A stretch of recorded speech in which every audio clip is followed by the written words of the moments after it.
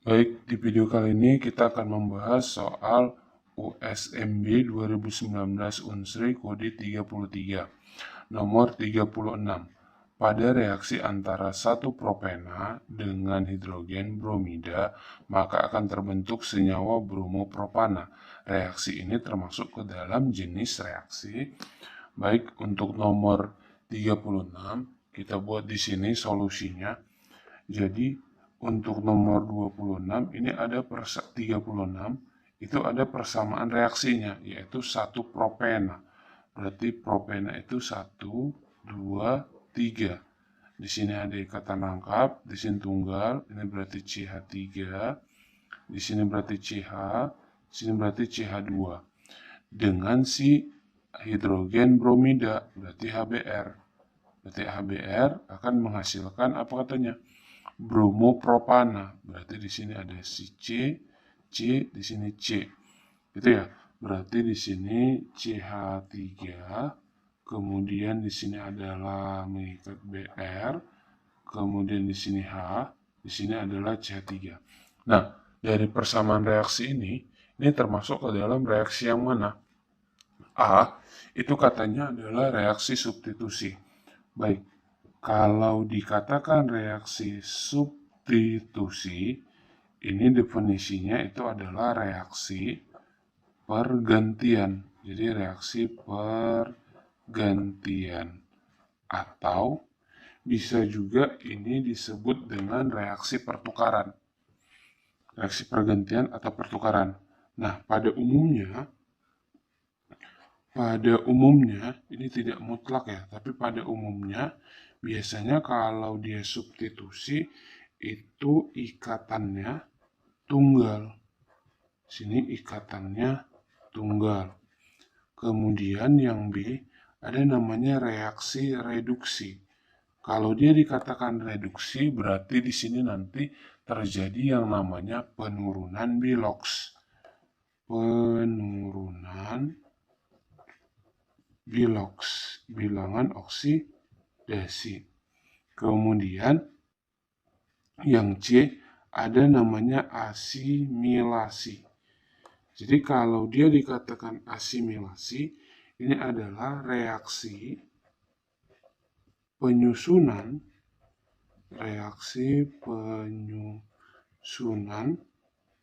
senyawa kompleks dari senyawa sederhana. Dari senyawa sederhana.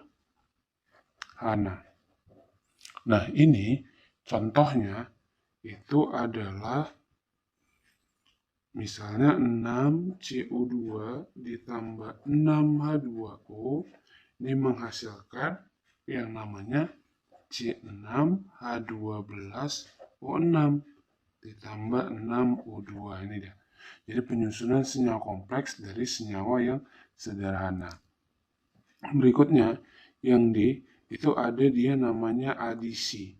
Kalau dia dikatakan reaksi adisi, berarti di sini adalah reaksi pemutusan ikatan rangkap.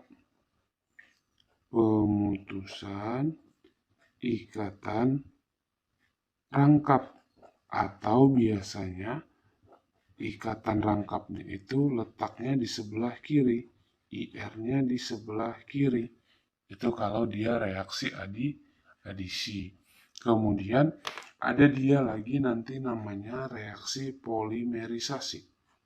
Polimerisasi. Nah, kalau dia dikatakan reaksi polimerisasi, ini adalah reaksi penggabungan. Jadi polimerisasi ini adalah reaksi penggabungan dari yang namanya molekul-molekul yang kecil. Berarti penggabungan dari molekul-molekul kecil ini menjadi molekul rantai yang lebih panjang. Di sini kita buat menjadi molekul yang lebih panjang. Nah, molekul yang lebih panjang itu biasanya disebut dengan polimer. Molekul kecil itu biasanya disebut dengan monomer. Nah, dari sini ini kita bisa jawab. Katanya di sini adalah reaksinya. Ini kan ada ikatan rangkap. Kemudian di sini menjadi tunggal semua. Berarti ini sama dengan reaksi pemutusan ikatan rangkap atau ikatan rangkapnya kiri. Maka jawabannya adalah dodol, adisi. Berikutnya, nomor 37, yaitu reaksi Fehling digunakan untuk mengidentifikasi gula reduksi, yaitu gula yang mengandung gugus. Baik, kalau kita buat dulu solusinya ya. Untuk nomor 37 kita buat dulu solusinya. Nah, di sini ditanya itu adalah dia sebagai gula pereduksi. Berarti gula pereduksi. Nah, kalau dia dikatakan gula pereduksi, berarti ini gula yang bagaimana? Gula yang mempunyai kemampuan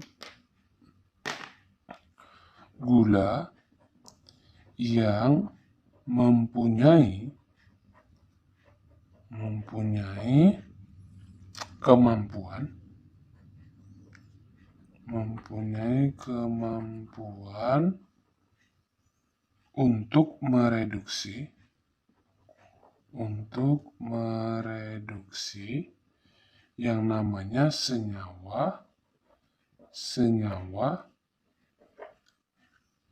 penerima elektron. Hal ini dikarenakan adanya gugus yang namanya aldehid dan keton bebas. Apa contoh dari gula pereduksi? Contohnya itu adalah glukosa, kemudian fruktosa, kemudian laktosa, kemudian maltosa, dan lain sebagainya. Maka untuk soal nomor 37 jawabannya adalah gugus aldehid dan keton bebas. Ayam. Nomor 38. Sejumlah arus yang sama, berarti di sini ada arus yang sama ya. Sejumlah arus yang sama dialiri pada sel elektrolisis yang disusun secara seri melalui larutan CuCl2 dan larutan CrCl3. Jika sebanyak 3,5 gram logam Cr, baik di sini kita buat dulu solusinya. Nah, dari sini yang diketahui itu adalah massa dari si Cr. Massa Cr katanya 3,5 gram. Kemudian yang mengendap, maka massa logam Cu yang mengendap adalah, berarti yang ditanya itu adalah massa dari si Cu, di mana ArCr52, ArCu 63,5. Nah, baik, di sini katanya arus yang sama dan disusun secara seri. Kalau ada katanya I dan T sama, maka ini nanti kita pakai rumus yang namanya hukum Faraday 2.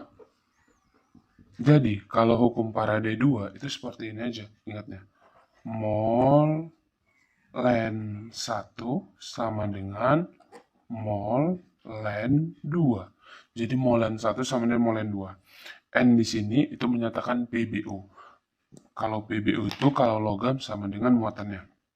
Baik, di sini kan antara Cr sama Cu. Berarti di sini kita misalkan dengan Cr, sini Cu. Bisa di sini Cu, di sini Cr bebas.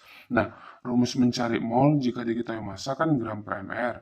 berarti 3,5 per AR dari si CR. 52 kali PBU-nya. Kalau dia logam sama dengan muatannya. Nah, si CR itu kan berasal dari CrCl3. Kalau CrCl3 kita ionisasi, itu kan menjadi Cr3 positif tambah 3 Cl negatif. Berarti PbOCr itu sebanyak 3. Sama dengan mol gram per mR. Berarti massa dari si Cu per 63,5. Ini kan dikali. Nah, si Cu itu diperoleh dari si ini, CuCl2. Berarti kalau dia CuCl2 ionisasi, Cu2 positif tambah 2 Cl negatif. Berarti ini muatannya. Berarti di sini 2. Baik, dari sini ini ya. Berarti kita buat dulu. Massa dari si Cu itu sama dengan 3,5 dikali 3 dikali 63,5 per 2 dikali 52. Baik, 3,5 bagi 2 ini habis, itu 1,75. 1,75 kali 3 kali 63,5 bagi 52, ini sekitar 6,4 gram. Nah, dari sini itu tidak ada pilihannya, tapi yang memungkinkan itu adalah jawabannya A, yang memungkinkan untuk dijawab. Soal berikutnya nomor 39. Dalam reaksi BF3 tambah NH3 menghasilkan NH3BF3. Maka BF3 berfungsi sebagai, berarti di sini dari pilihannya ini menyatakan teori dari si asam basa. Maka kita buat dulu solusinya. Baik, asam basa ada dia Arrhenius.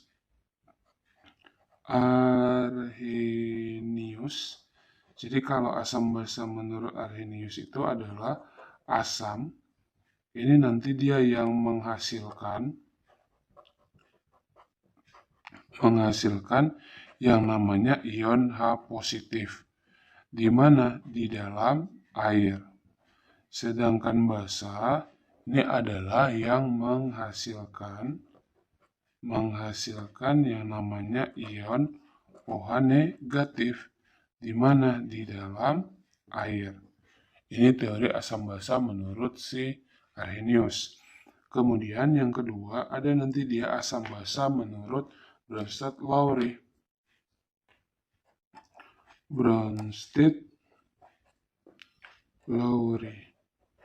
Kalau dia asam basa menurut Bronsted-Lowry, asam itu dia adalah yang donor proton. Berarti asam ini donor proton. Proton ini adalah H positif. Kemudian basa itu adalah akseptor proton atau H positif. Berarti dia yang menerima H positif. Nah, biasanya kalau Bronsted-Lowry itu ciri-cirinya adalah PABK. Pasangan asam basa konjugasinya. Berarti kalau nanti dia berpasangan, maka itu adalah Bronsted-Lowry, gitu ya. Nah, yang ketiga itu ada asam basa menurut Lewis. Jadi asam basa menurut Lewis atau Lewis. Nah, asam itu adalah akseptor, berarti dia menerima ya. Akseptor pasangan elektron bebas. Sedangkan dia basa, ini adalah donor pasangan elektron bebas. Atau biasanya kalau dia basa ada PEB-nya. Nah, dari sini BH3, ini kan tidak asam menurut Arrhenius, karena kalau dilarutkan dalam air tidak menghasilkan ion H positif atau OH negatif. Kemudian Bronsted-Lowry ini tidak ya, jadi tidak mirip gitu ya, atau kalau dia Browns-Lowry itu adalah mirip dan beda hanya 1. Jadi, ini kalau BF3, kita gambarin gini. Atom pusatnya B, menentukan atom pusat yang jumlahnya paling sedikit biasanya. Boron itu adalah golongan 3, berarti kita buat 1, 2, 3. F itu adalah golongan 7, 1, 2, 3, 4, 5, 6, 7. 1, 2, 3, 4, 5, 6, 7. 1, 2, 3, 4, 5, 6, 7. Ini berarti berikatan. Ditambah yang namanya siapa? NH3. NH3 itu atom pusatnya N, mengikat H sebanyak 3. H itu elektron valensinya 1. N itu adalah 5. 1, 2, 3, 4, 5. Nah, dari sini sebenarnya kita bisa tahu nih, kalau NH3 ada PeB-nya, berarti ada PeB-nya ini kan donor pasangan elektron bebas, berarti ada PeB-nya basa. Kalau ini tidak ada PeB-nya asam, berarti BF3 ini adalah asam menurut si Lewis. Maka jawabannya itu adalah bola. Berikutnya kita bahas soal nomor 40. Perhatikan garam-garam di bawah ini. Garam yang mempunyai pH di bawah 7. Berarti kalau pH di bawah 7, ini berarti menyatakan pH asam. Ketika dilarutkan dalam air. Amonium klorida. Baik, langsung aja ya, kita buat dulu solusinya. Jadi solusinya itu adalah yang nomor 1, amonium klorida. Ini adalah NH4Cl.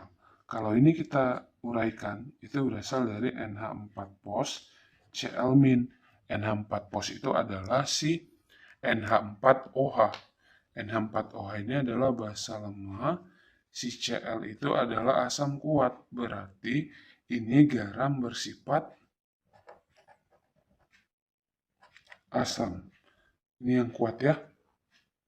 Baik, yang nomor 2 ada katanya natrium asetat. Natrium asetat itu adalah CH3COONa. Kalau kita urai nih, ini adalah CH3COO- sama Na pos. Nah, CH3COO- itu kan dari si CH3COOH ya. CH3COOH maksudnya. Ini adalah asam lemah. Ini NaOH adalah basa kuat. Berarti karena ini yang kuat adalah basa, maka garamnya ini adalah garam si basa. Yang ketiga ada namanya amonium nitrat. Jadi kalau amonium nitrat itu adalah NH4NO3.